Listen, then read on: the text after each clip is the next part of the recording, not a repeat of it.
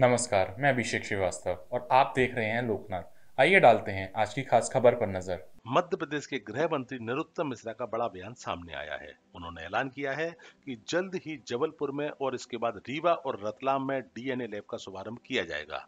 ग्वालियर में DNA lab के शुभारंभ उपरांत पत्रकारों को जानकारी देते हुए उन्होंने कहा कि सीएम और स्थानीय सांसद के प्रयासों से ग्वालियर में डीएनए लैब की शुरुआत हो सकी है। इसके पहले उन्होंने कहा कि ग्वालियर में ये चौथी लैब है। अभी तक 30 पद वैज्ञानिक अधिकारियों के, 21 पद लैब टेक्नीशियन के, 25 पद लैब असिस्टेंट के और 44 पद वैज्ञानिक अधिकारियों की भर्ती पर राज्य सरकार की सहमति बन गई है। उन्होंने डीएनए लैब की उपयोगिता को बताते हुए कहा कि ये अपराधी तक पहुंचने में, सजा दिलाने में और पीड़ित को न्याय दिलाने में बेहद कारगर साबित होती है। फोरेंसिक जांच में तेजी आएगी, काम में भी तेजी आएगी पुलिस के, और बड़ा एक अच्छा प्रयास रहा है। आपने सारी बातें कही वो सब सही है। लगभग 1200 प्रकरण, मतलब हर महीने 100 प्रकरण यहाँ पर निराकृत होंगे। अभी मध्य प्रदेश में 600 प्रकरण हमारे होते हैं। ये चौथी लैब है। आने वाले दिनों में हम जबलपुर में भी शीघ्र प्रारंभ करेंगे और उसके जबलपुर होते ही रीवा और रतलाम, 2 जगह और इस तरह की लैब को प्रारंभ करने का है। सरकार की सहमति है। अभी हमने वैज्ञानिक अधिकारियों के 30 पद, 21 लैब तकनीशियन के और 25 लैब असिस्टेंट के और 44 वैज्ञानिक अधिकारियों के पदों की भर्ती की सहमति राज्य सरकार ने दी है। ये अपराधी तक पहुंचने में, अपराधी को सजा दिलाने में, पीड़ित को न्याय दिलाने में बहुत सक्षम और कारगर डीएनए लैब होती है।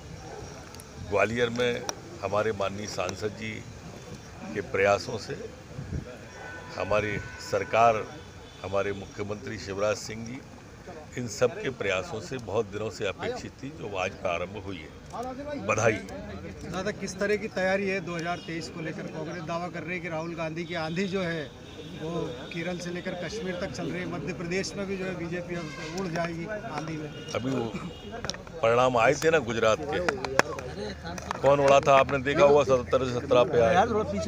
उसके पहले उत्तर प्रदेश के आए थे, भाई बहनों के लिए 2 सीटें मिली थी। उसके पहले पश्चिम बंगाल के आए थे, तब 0 आया था। तो स्वाभाविक रूप से आप देख रहे होंगे। अब चूंकि आज उनकी यात्रा में कांग्रेस के एक सांसद नहीं रहे हैं, इसलिए मैं ज़्यादा बोलना नहीं चाहता। ठंड से बताते हैं कि ऐसा हुआ है, जानकारी लेता हूँ।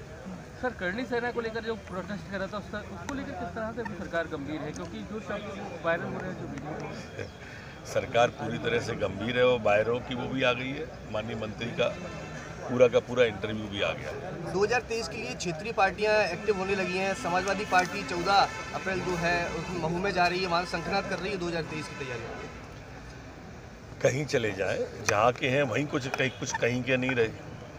आप समाजवादी पार्टी की जिक्र कर रहे हो, उनका उत्तर प्रदेश में ही कुछ नहीं है। दूसरा, वर्तमान दौर देखो, व्हाट्सएप का, फेसबुक का, ट्विटर का, ये युग उसका युग है, इलेक्ट्रॉनिक संसाधनों का युग है।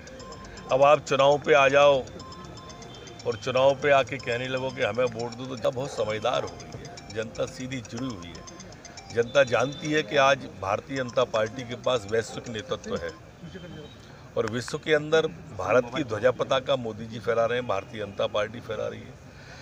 इसलिए बाकी के दलों को आप देख रहे होंगे सिमटते चले जा रहे हैं।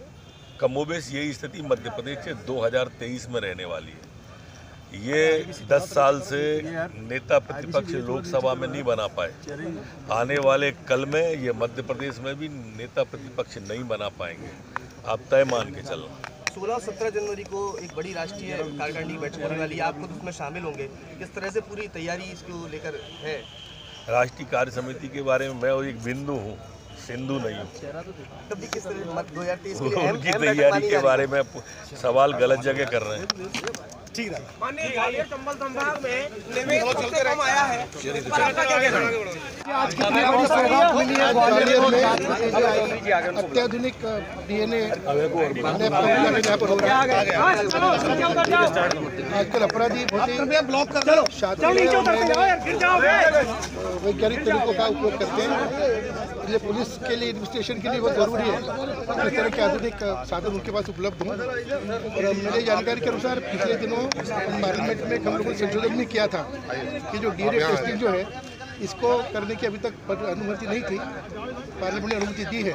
तो मेरा मानना है कि दृष्टि से आज का जो ये डीएनए लैब का उद्घाटन है बहुत महत्वपूर्ण है और ग्वालियर में ही नहीं पूरे अंचल में अनुसंधान के क्षेत्र में एक बहुत बड़ी क्रांति होगी और पुलिस जो है वो अपराधियों को सजा दिलाने में भी कामयाब हुई और पीड़ितों को न्याय दिलाने में कामयाब होगी। करें साथ ही हमारे अन्य सोशल मीडिया हैंडल्स जैसे कि इंस्टाग्राम और फेसबुक को भी आप फॉलो कर सकते हैं।